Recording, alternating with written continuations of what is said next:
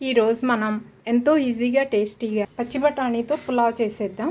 ఈ పులావ్ కోసం నేను కొంత నూనె కొంత నెయ్యి తీసుకుంటున్నాను. ఆల్రెడీ నెయ్యి తీసుకున్నాను, నెయ్యి కాగింది. ఇందులో జీడిపప్పు పలుకులు వేసుకొని వేయించేసుకుందాం. వేగిన జీడిపప్పు పక్కకు తీసుకొని మసాలాలు వేయించేసుకుందాం. బిర్యానీ ఆకు, ఒక యాలక్కాయ తీసుకున్నాను. చేసే క్వాంటిటీని బట్టి మసాలాలు కూడా తక్కువ తీసుకుంటున్నాను. స్టార్ ఫ్లవర్ పీసెస్ తీసుకున్నాను. దాల్చిన చెక్క చిన్న ముక్క తీసుకున్నాను. ఒక 2 లవంగాలు తీసుకున్నాను.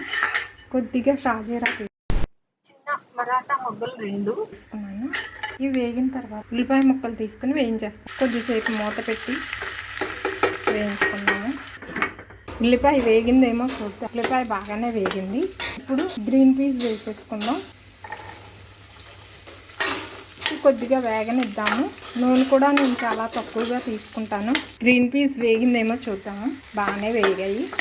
ఇప్పుడు అల్లం వెల్లుల్లి మసాలా కలిపి చేసి పెట్టిన ముద్ద తీసుకుందాము.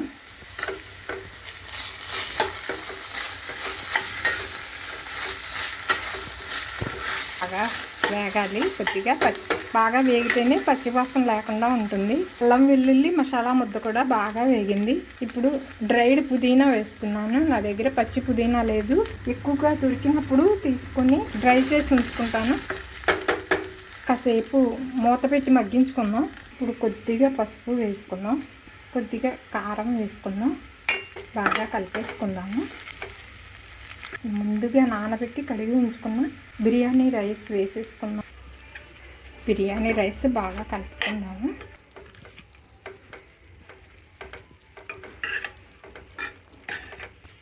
ఇంట్లోనే తయారు చేసి పెట్టుకున్న గరం మసాలా పౌడర్ వేసేసుకున్నాం.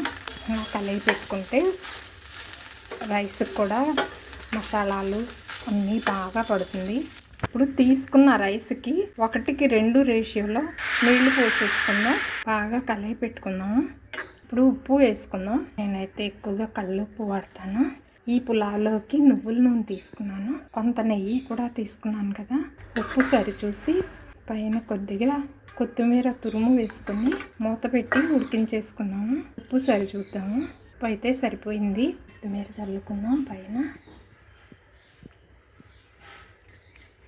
మూత పెట్టి ఉడికించేసుకుందాము. మంట మీడియం ఫ్లేమ్లో పెడదాము. ఇంకా మగ్గుతుంది. అన్నీ సరిపోయాయి. ఇంకా ఎక్కువగా కలపకూడదు. వాటర్ సరిపోయిందో లేదని మాత్రమే చూసాను. కాసేపు మూత పెట్టేద్దాము. మంట సిమ్లో పెట్టి మగ్గించేసుకుందాం. మళ్ళీ ఒకసారి మూత తీసి చూద్దాము. చక్కగా మగ్గింది. పొడి పొడిగా చక్కగా మగ్గింది.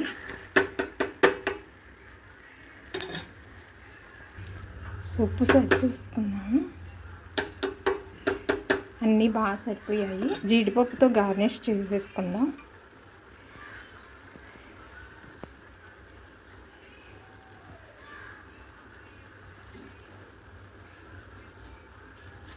కాస్త కొత్తిమీరతో కూడా గార్నిష్ చేసేసుకున్నాం. చక్కగా కలర్ఫుల్గా గ్రీన్ పీస్ పులావ్ రెడీ అయిపోయింది. గ్రీన్గా వైట్గా రెడీ టు సర్వ్ వడ్డించేసుకున్నాం. ఇలా అయినా తినేయచ్చు. రైతా కాంబినేషన్ చాలా బాగుంటుంది. లంచ్ టైంకి రైతా కూడా రెడీ చేస్తాను. టేస్ట్ చేసి చెప్తాను లంచ్ టైంలో. Thank you for watching.